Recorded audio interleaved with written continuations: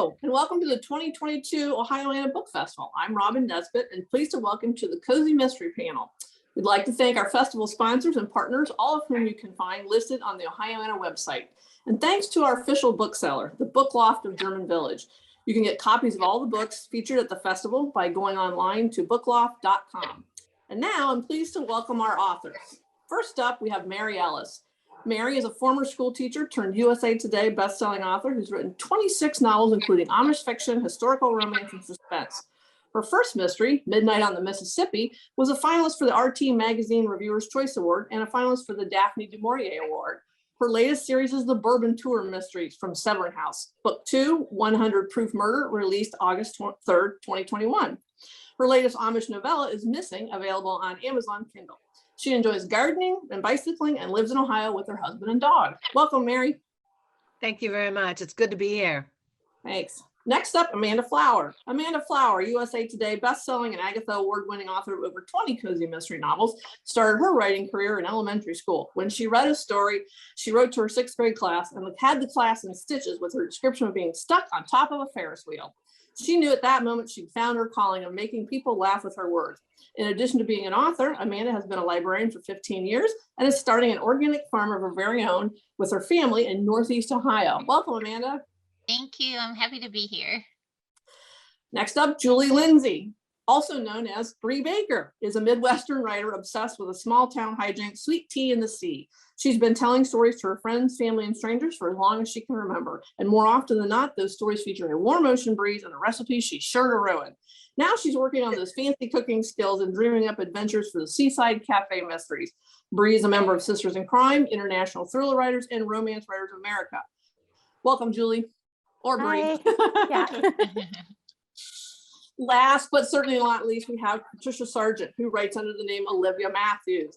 She writes romance. She also writes mysteries. Her work has been reviewed in national publications such as Publishers Weekly, USA Today, Kirkus, Suspense Magazine, Mystery Scene, Library Journal, and RT Book Reviews.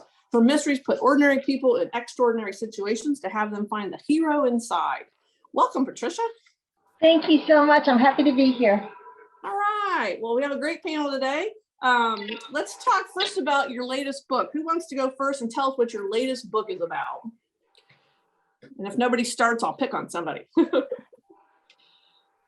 Let's go alphabetical. Mary, let's hear about your book.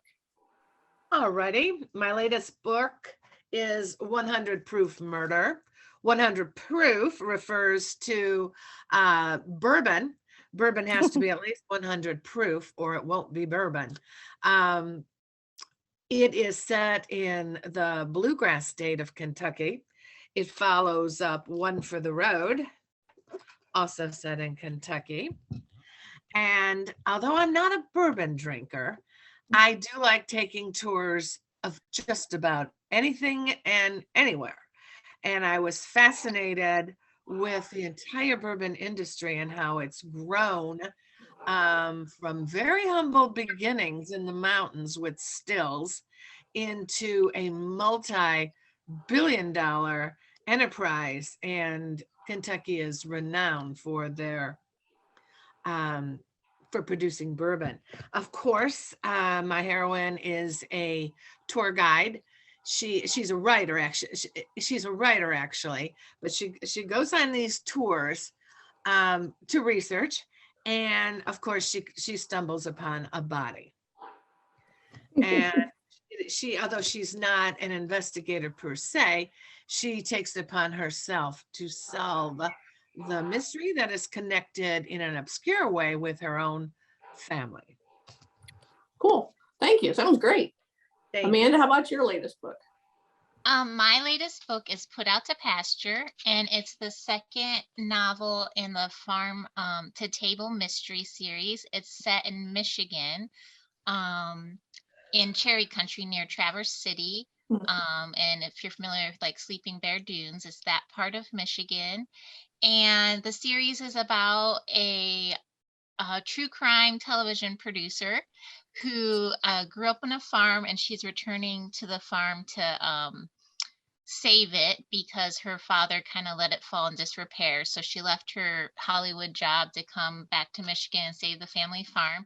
And of course, she's finding dead bodies all over the place. So in this novel, it's set in October around Halloween, and they have a fall festival at the farm. And unfortunately, there's a dead body at the feet of the scarecrow. So she has to figure out what happened so that the farm is not shut down by the authorities. So Cool. Great. Sounds good. Thank you, Amanda. Julie? Okay, so I'm here celebrating the launch of this Pleading the Fish. This is book 7. It's the very last in the Seaside Cafe Mysteries, which readers have really liked and gotten into. So the pressure was on, but it was a blessing. I think these authors can kind of go along with us and say, usually we don't know in advance that the series is over, but I did. So my heroine, Everly Swan, she lives in a small fictional town in the Outer Banks. And so she has purchased a Victorian home, which that shows fiction right there. You don't see a lot of Victorians in the Outer Banks. She's at the seaside and she's opened an iced tea shop. She's using her family's recipes from the archives and also battling a curse. They think that any man who they love will die. And there's an awful lot of evidence to support that. But the problem is, for the first 6 books, she has fallen slowly in love with the detective. So he wants to get married. She's kind of afraid that's his death sentence. And they hire a historian to help them look for some kind of proof of where this whole curse business started, because he's much too level-headed to believe and she's too worried to lose him. But the problem is the historian dies while researching, and that's where we start with the end of the Seaside Cafe Mysteries. Cool. Thank you. And Patricia? My latest release is the Murder by Page One, which is the first book in my Peach Coast Library Mystery Series. And the amateur sleuth is a fish out of water librarian. And by that, I mean she's a native New Yorker who relocates to a small southern coastal town. And as she's settling in, she's making a few new friends. And one of her friends, the owner of the town's independent bookstore, is accused of murder when one of the authors at the bookstore's book signing is found murdered in the back room. Oh, wow. Cool. Interesting. Thank you. Real quick, as I've alluded to, both Julie and Patricia, you both write with pseudonyms. Do you want to talk about why you do that? Just curious, either one of you. Patricia, do you want to start? I don't know. Take it away, Bree. For me, I was asked to use a pen name. And I write under several. I use Jacqueline Frost for Christmas Tree Farm series with a different publisher. And each time I was kind of told, but it's a marketing thing for the publishers. It makes it a lot easier for them, their marketing plan for the book series, if they can brand a name with the series. So they become synonymous, and that becomes part of their brand packaging. And as a new author, you just go with it. You're just so darn happy to have, call me anything. And the advice I was given when picking a pen name, if anyone's interested, I was told to pick something that's easy to spell, because, so you can look it up, hard to forget, obviously, or maybe it was hard to remember, I don't know, one of those two. And at the beginning of the alphabet, because library staff and retailers are so overworked, when they get those catalogs of books coming out in 6 months, they might never get past L or M before they're forced to put it down again and again.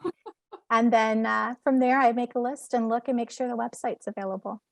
Oh, wow. Cool. That's interesting. Patricia, is it the same kind of story for you? Is it marketing or branding, or? It's sort of the same, Robin. Thank you. Patricia Sargent started the romance genre. So when I moved over to mysteries, my publisher didn't want the algorithms to pick up any of the romances, because allegedly mystery readers don't really like romances. And for my choice, Matthews is my husband's last name, and Olivia is the female version of my brother's middle name. Cool. All right. That makes sense. All right, great. All right, so some of you have touched a little bit on, but I'm kind of curious about what inspired you to write this book or this series. I mean, Mary, you kind of touched on your bourbon mysteries with the tour and the industry. Was there anything else that inspired you for this series or your other series? You know, how do you get your ideas, that kind of thing? Well, my best friend lives on a farm in Kentucky, in Somerset, Kentucky. And my husband and I have been traveling down to visit her 40 years. And we always like to get off the freeway and take back roads. And Kentucky truly is a beautiful state. Mm-hmm. I set some of my Old Order Mennonite books in Kentucky, and then when I landed on the idea I could write a Bourbon Trail mystery series, then I was just really happy to do that. So it is really from travel. I love to travel. Got it. Yeah. Okay, that makes a lot of sense. Amanda, you have several series. What inspires you on your series or this latest book? What kind of, popped the idea in your head? Yeah, well, I have no reluctance of ideas. There's always tons and tons of ideas. I think we all, we've all written multiple series, so we all have that in common. For this particular series, I was inspired by my farm that I own with my husband. When I actually pitched the idea before we were married, we started dating and he wanted to build a house out there. And I was like, what in the world? I'm like, well, maybe I can use this adventure I'm about to go on. So, but I set it in Michigan because I'm better known for Amish cozy mysteries. I've written the Amish candy shop mysteries and Amish matchmaker, Amish quilt shop, a lot of Amish. And rural Amish Ohio isn't that different than rural Ohio. So I wanted to have something different to describe. And my husband and I actually love Michigan and we travel there a lot. So it seemed like a good fit. And I love the Great Lakes. So there's lots of opportunities for like drownings and stuff that I don't have here. So that's kind of how I ended up writing that. Cool. Good point. Gotta have some water around, right? All right. Thanks. Julie, what inspired you with this series or any of your books? Where did you get your ideas from? I think Amanda kind of hit on it. With my brain is always full. I never, ever run out of ideas. With the Outer Banks series, it's a place that I've gone every year with my family forever. And I was, you always when you go to someplace you love, you kind of wonder, man, what would it be like to live here? That must be great. I don't want to go home. And at the time I was reading a Laura Childs, is that her name? I always mess her up with Julia Childs. Yeah. The tea mysteries, Laura Childs. Right. Yeah. So this is maybe 8 years ago. And I was really into that. And I thought there's so many like these tea shops, is that what they're called? Tea house things, but no iced tea. And I just happened to be at the beach and wondering why there's no iced tea mysteries. And it seemed like a good combination. Oh, cool. That makes sense. Patricia, how about you? How do you get inspired to write your series or your current book? Where do you get your ideas from? As I get older, it's really increasingly important for me to have some sort of a message in my stories.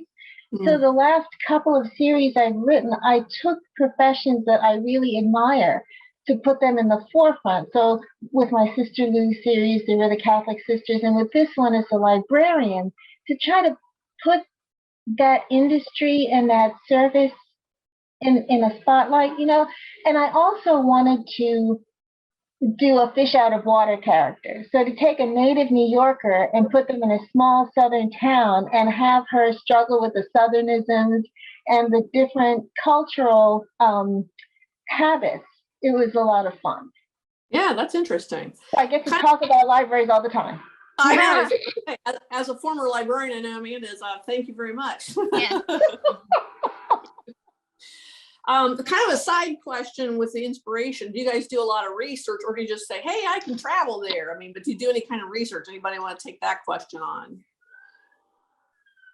We'll go backwards. Go ahead, Patricia. Yeah, thank you. Thank you. I do have several friends who are librarians, and I used to, in college, I worked in a library, and with the university where I used to work, I had a lot of co-workers and projects that centered around the library. So I had a lot of people I could talk with about that. And with Southernism, I have some friends who live in Georgia and around that area. That's cool. So you can kind of use your network to do your research. Yeah. Nice. Julie, do you do any research for your work? I do. I spent plenty of time. Each area I've written about in cozies, I've spent quite a bit of time in. I like to know, what the air feels like and what temperatures are like and just the vibe. Every place has its own kind of culture and feel. So I do write about places that I know. With the cozies, recipes and like culinary aspects are always so popular that I have to do a lot of research because I cannot cook. So I do a lot of practice in that with that. And local lore. I always try to work some local lore into the book. So I do research there.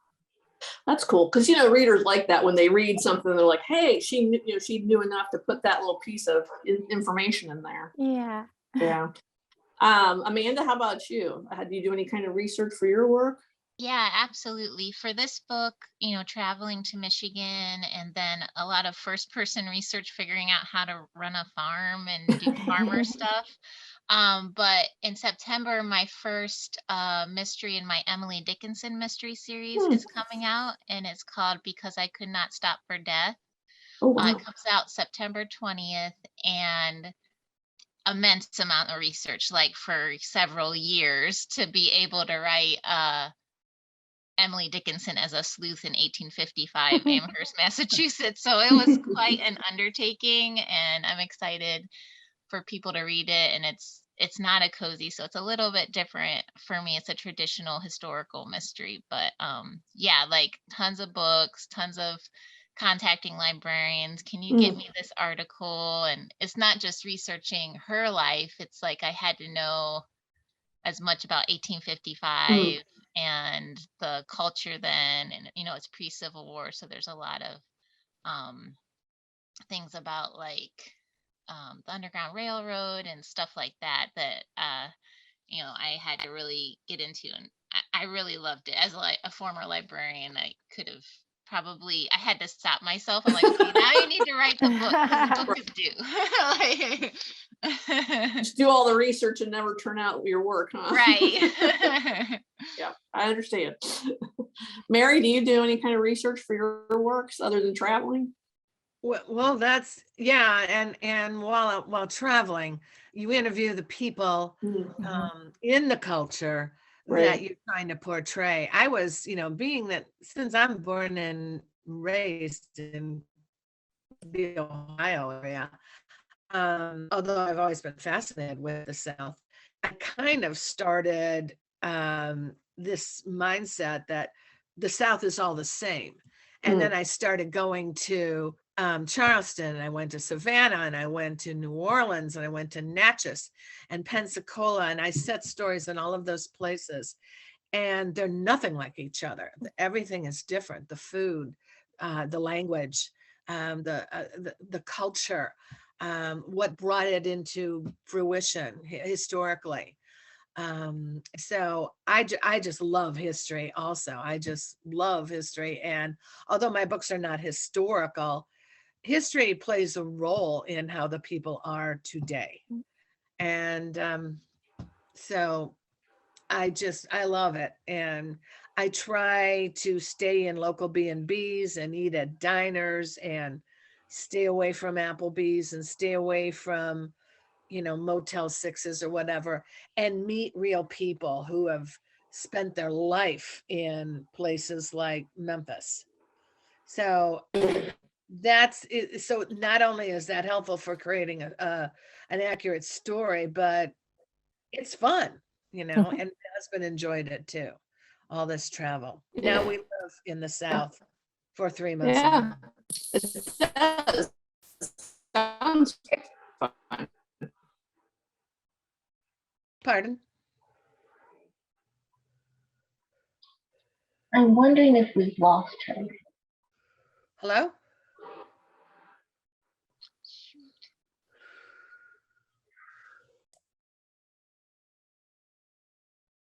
All right, so a lot of people that will are watching this panel are also probably aspiring writers. So I always like to ask folks, ask writers, what's your writing process like? So I'll start with you, Patricia. What's your writing process like? Okay, now I hope the rest of you don't turn your nose up at me, but I am a plotter. I am a serious plotter.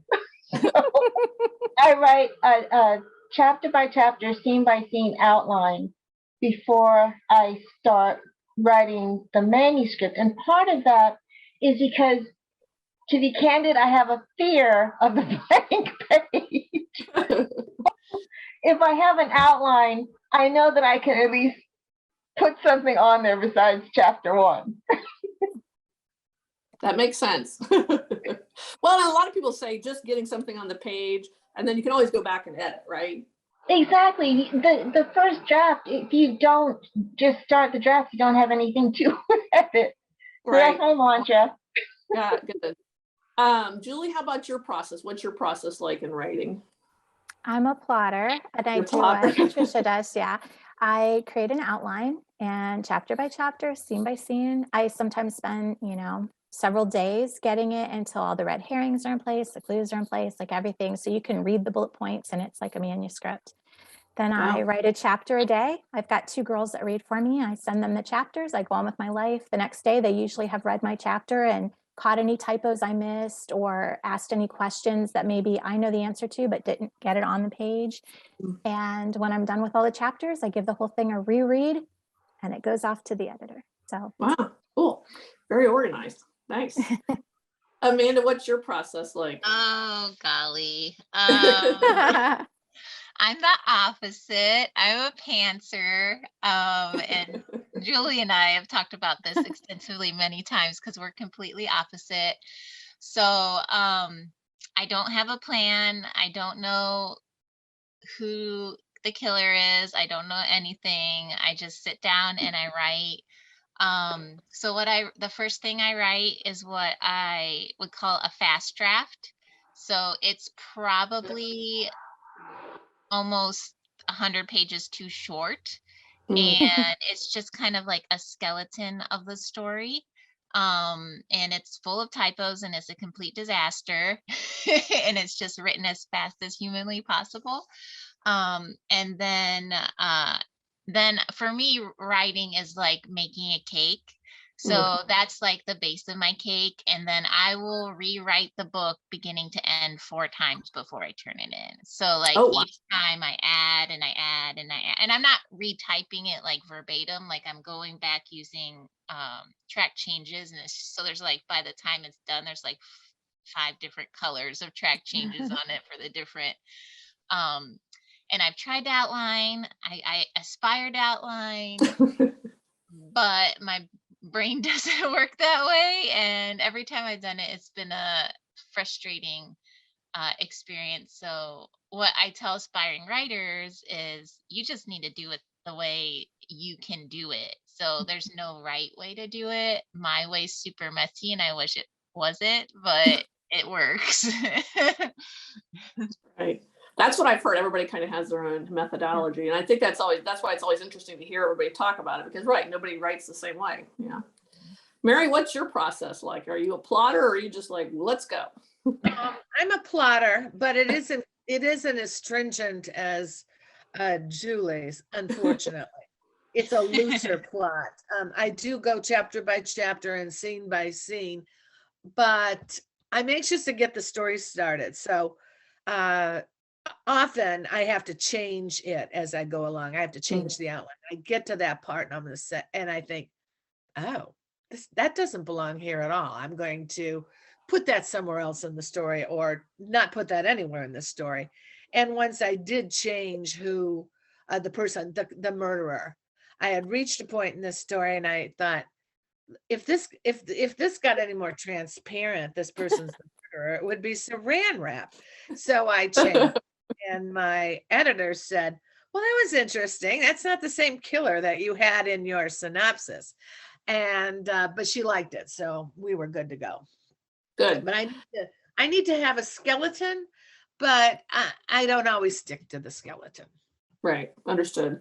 Well, and that comment prompt makes me think about, I've heard authors, I've been to several author visits being an avid reader and a librarian, and it's interesting to hear authors talk about how sometimes they sit down at the computer and they don't even know where the story is going. Like the voices just start talking to them and things just come out and they're not aware of it. Does that happen to any of you where you're like, hey, wait, I didn't know that was going to happen?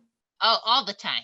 I don't know Yeah. anything that's going to happen I had a feeling you'd on say a daily basis. Well, despite my outline, sometimes my characters, as you get further, have you others noticed this? You get further into the book and your characters start to grow and develop and they do things that you didn't see them doing. One of my characters quit her job. I didn't see that coming. Yeah. And how did that happen? It just as you were writing it, just like, hey, this seems to make sense. Yeah, well, no, the character decided as I was writing Yeah, that got it. she had enough and she was Right. done. Yeah, I would agree. Even with my outlines, as I'm writing, I mean, my bullet points might just say, it's a new day, reset the scene, or they need to have a conversation about this. So all the elements are at play, but it's really not till I sit down and put my hands on the computer. It's like turning on a faucet. Mhm. I don't remember the last time I sat down and just had no words. So I guess, I don't know if that's an author thing or if it's my brain thing, but I'm glad for it. Right, exactly. Cool. Julie, you had mentioned earlier that with this book that the series is over, and y'all write series. Do any of you, again, as an avid mystery reader, I've read series that go on forever, and then other times, right, people just dry series up. So do you know when the series is over, or do you run out of ideas? I mean, how do each of you approach that with your series? This is the first time I was given warning. Usually it's a sales thing. So Okay. You've turned your last book in under contract, and before it comes out, they're watching sales. Are they still climbing? Have they mellowed out? Have they dropped off? This series was doing really well when the publisher decided to call it quits, only because it was doing so well and they didn't want it to just, I don't know, flounder after 10, 12, sometimes you are still reading a series just because you started reading the series, not because Right. it's the same excitement as it was. So we agreed in advance, and then they let me do whatever I needed, which was really neat. They let me put a prologue in, and I started where nobody does that, but I had so much to say. And then I was able to put 3 epilogues, which no cozies have epilogues, but it was the end of a series. Right. And I got to end the whole series with an epilogue from my hero's perspective. So you spend 6 books knowing what she thinks of him and through her eyes. And the end, I got to give the readers, some of these things that if it wasn't the last book, I never would have been able to do. A little bit of closure then, in other words. Yeah. Nice. Anybody else? Do you end your series, or is it a sales decision from your publishers? There's been series that I've decided to end. So my popular magical bookshop mysteries, the 5th and final book came out in January, and it was called Crimes and Covers. And that was my choice. The publisher actually wanted it to continue, but I felt like I had gotten the characters in a good place. And if I continued to write about them, it would be forced, and it didn't feel right. So that was my decision, and I probably Julie can speak to this too. Of course, then I'm flooded with emails like, write another one. And which is such a sweet, that's so nice. It's so sweet to hear, but sometimes either you just have to make that decision what is right for the story, and that's part of the occupation of being an author, knowing when to let go and you need to move on to different things. Right. That makes sense. Mary or Patricia, anything on series from you? This series, they wanted 2 more books, but I was just ready to hang up my computer. Mm-hmm. I was just ready to retire because the whole process is getting slower for me, and I wasn't a fast writer to start with. So I thought, no, I'm just ready to retire. I am 105. You have to understand. You look great for 105. Thank you so much. Patricia, anything about series from you or? I've had very sad endings for my Oh. series. I've never been able to complete one in my mind, so I just stopped visualizing them in their entirety. You just write and see where it goes. Yeah. Got it. So what advice do any of you have for beginning writers? Patricia, I'll start with you. What advice do you have for somebody who wants to get started in this area? If I could be greedy and say two things, please. The first thing is, if this is something, if writing is something that you really, really want to do, don't ever give up your dream. Because it took me 15 years from when I got serious about my writing career until my first contract. It just takes as long as it takes. So just keep studying the craft, and don't forget to study the business side of writing as well. But it just takes as long as it takes. So just, if this is your dream, don't give up on it. So I wrapped my two into one. Yeah, no, that's good advice.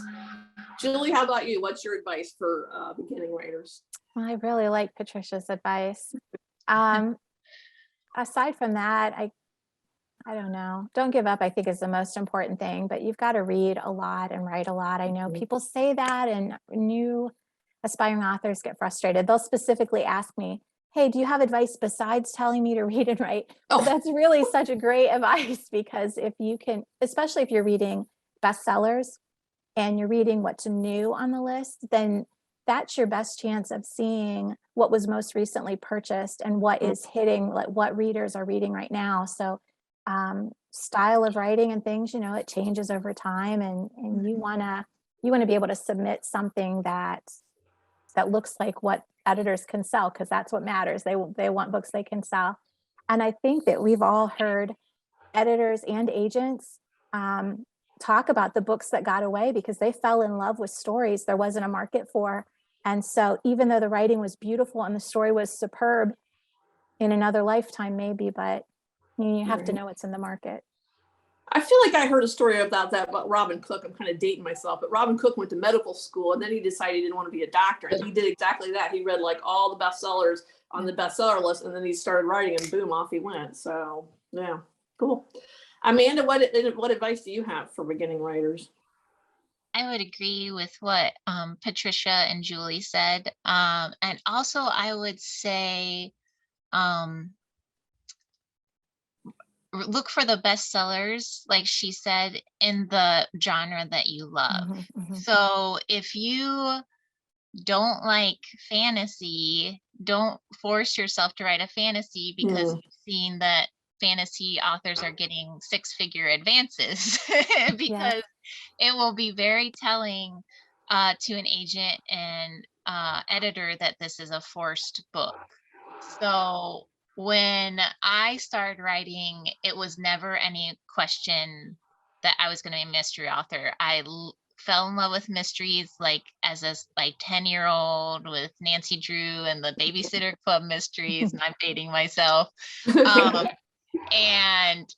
And then I quickly, there wasn't really young adult books when I was a teenager, so I went straight on to Sue Grafton and Patricia Cornwell and Donna Andrews as a teenager.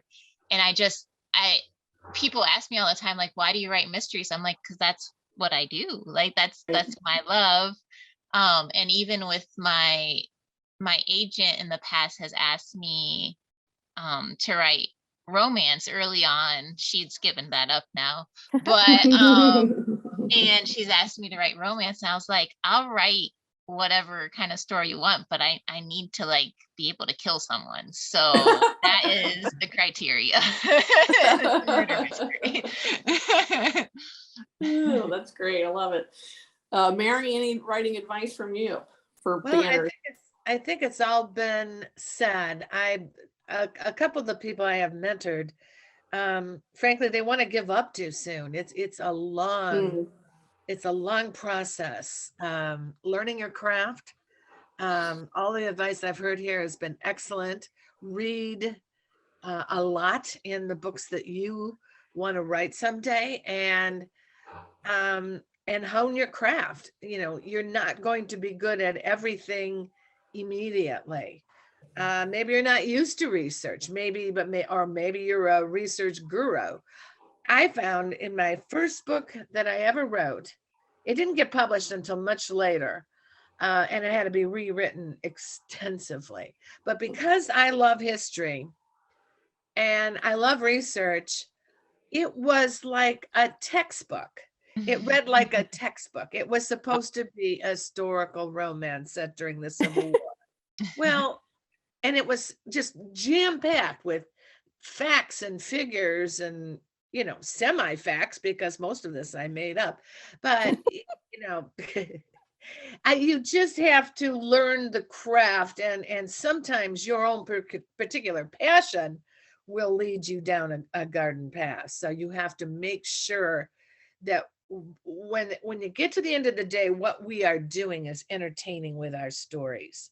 And hopefully they're going to learn something, and hopefully they're going to grow as people. But as long as you grow as a writer, that's half the battle right there. So Good point.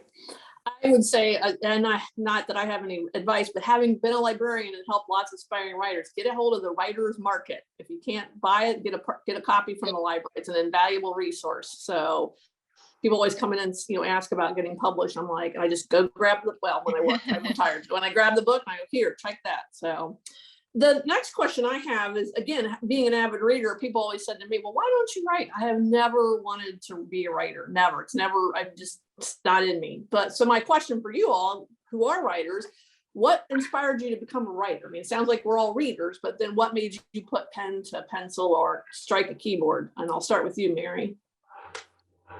Well, I was always a storyteller. I didn't start writing when I was young, but I started telling stories when I was young, whether it be around a campfire at Girl Scouts or family reunions, or my poor husband has had to hear my stories over and over. And sometimes they just keep getting longer, but better. And you start with stories, and I would dream often very vividly. And so I thought, oh, so sometimes, and we're not talking about naughty dreams. No. No judgment, Mary. That's different. No, and then I would, as soon as I woke up, I would just grab a tablet and I would write down everything that I could remember about this dream. And you'd be surprised how much I could use it in a story. Cool. So it was your love of telling stories. You're like, all right, I'm going to write some of these down and see how it goes. Got it. All right. And when I taught school, I was a math teacher. So unfortunately, I had to learn a lot about where to put a comma. And I wanted to put them everywhere. And so I started as a storyteller, and then I had to learn a lot on grammar and punctuation and all that. Right. Okay. That makes sense. Amanda, how about you? How did you decide to be a writer? Well, it was a little bit in my bio, but I actually had an epiphany moment as a young girl. I was reading a story in front of my class, as a story in the bio says, and made the class laugh. But when I went home from school that day, my dad was an electrical engineer, and he sat me down at the kitchen table because I told him and mom were going to get to retire early because I was going to be like, you know, this multi-million-dollar author, and it was going to be great for them. But he was like, well, we're not sure. So my dad sat me down. He was very organized, and we made a list of occupations that I could do in tandem with being a writer. So after, you know, getting rid of like anything related to math, we really narrowed it down to school teacher or a librarian. And the deciding factor was a school teacher has homework for the rest of their life. Oh, right. And I needed time to write. So so we chose librarian, and really, like, I am a very, like, decisive person. You can ask my husband, like before he was sure, like I was like, we're getting married.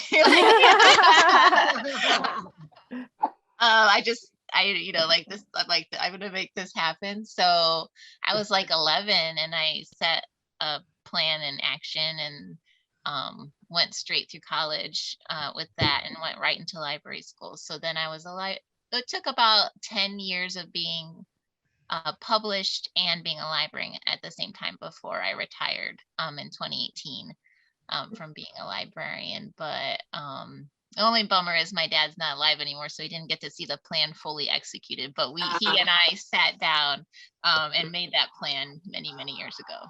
Oh, that's great. Cool. Julie, how about you? What inspired you to become a writer? Well, opposite from Amanda again. So maybe opposites attract because I just adore her. But our we don't do anything alike. Right. For me, I had never written anything like longer than a grocery list. I don't think until I was 33 and I was a stay-at-home mom and I was homeschooling a kindergartner, which is much harder than you realize. They can't read instructions or run a scissors or like sit still or anything. And I was potty training a reluctant toddler. And then I was nursing a newborn and I just was sleep deprived and unshowered and just sad. And I saw Twilight on TV. I learned it was a book. I read the book and it was the first book I'd read since college because it seemed like after college, I was reading self-help books that how to be a better, wife or mom. And they always made me feel bad because I never lived up to the book's expectations. And then I saw the author of Twilight on Oprah, and she said, and she wasn't a writer, she was just a stay-at-home mom of 3 who had an idea, and it just hit me. I thought, I'm a stay-at-home mother of 3. I have ideas.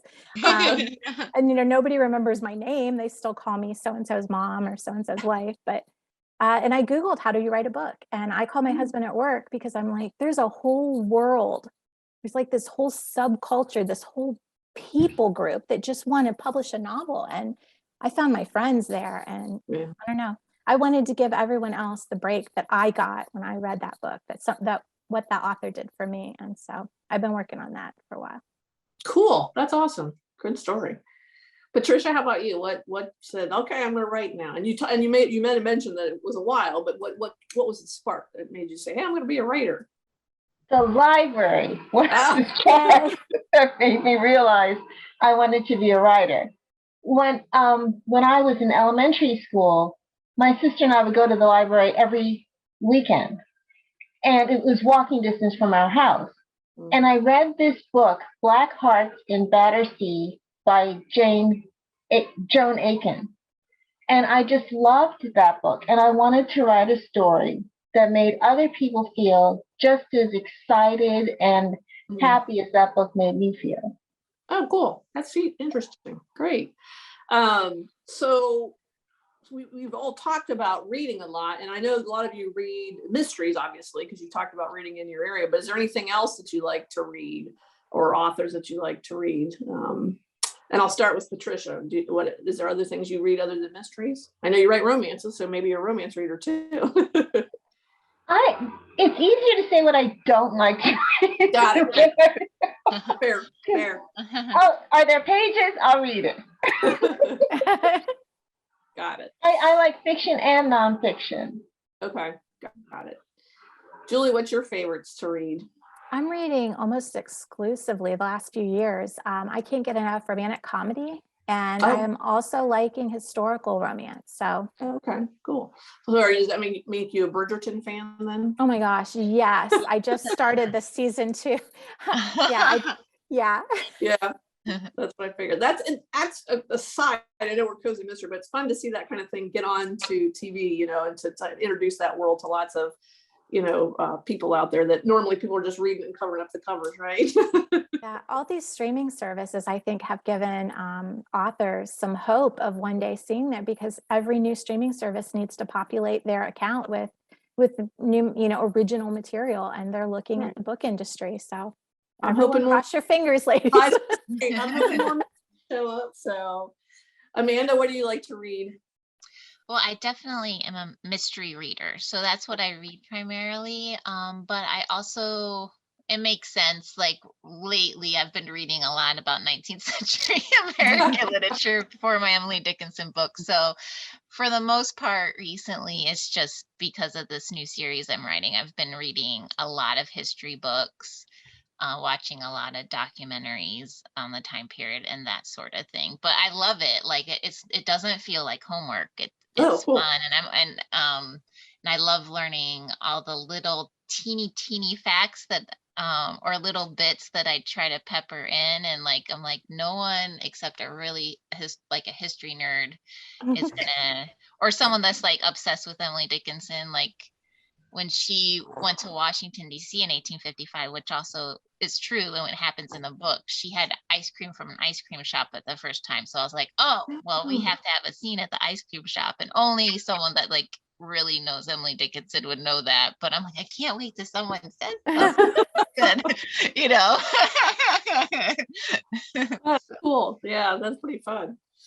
Mary, how about you? What do you read a lot of? Besides mysteries, I like historical fiction, historical romance. I was reading a lot of American historicals, and now I'm on to the British. I love British historicals. Downton Abbey was my favorite ever on TV. Yeah. I think I've seen every episode 3 times. I don't think there's sadness to that. I understand.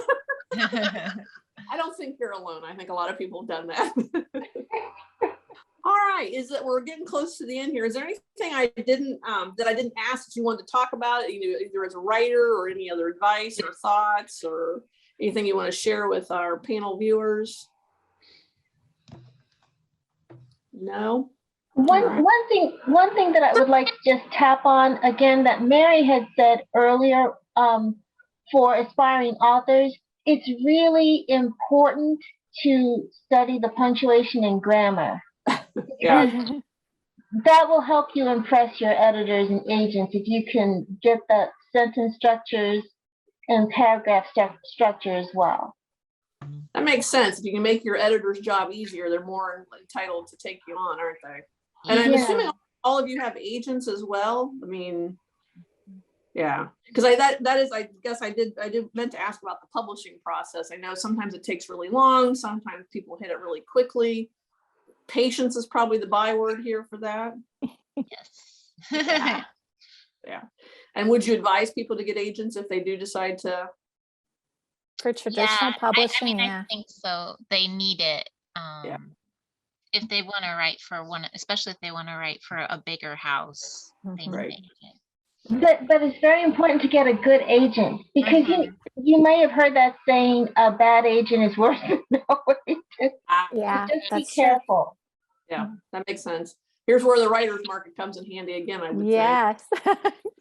And probably I noticed in several of the bios, several of them mentioned that you guys, or some of you are part of Sisters in Crime. So reaching out to that community, I would suppose, too, becoming a member of that. Yeah. Because then you can ask other members, well, who's your agent? Right. How long have you been with that agent? What do you think? Right. Use the old hive mind, as they say. All right. Well, thanks again to everyone. Thanks to Mary Ellis. Thank you to Amanda Flower. Thanks to Julie Lindsay, who writes as Bree Baker. So look for her series under Bree Baker. And thanks to Patricia Sargent, who also writes under Olivia Matthews. Thank you. Thank A you. reminder that you can get all copies of all these books by each one of our authors from the Book Loft of German Village at bookloft.com. Thanks again to our festival sponsors and our partners, and thank you for joining us. Hope you enjoyed this as much as I did. Please check out the Ohioana website for all this year's festival's programming, and happy reading. Thank you, Robin.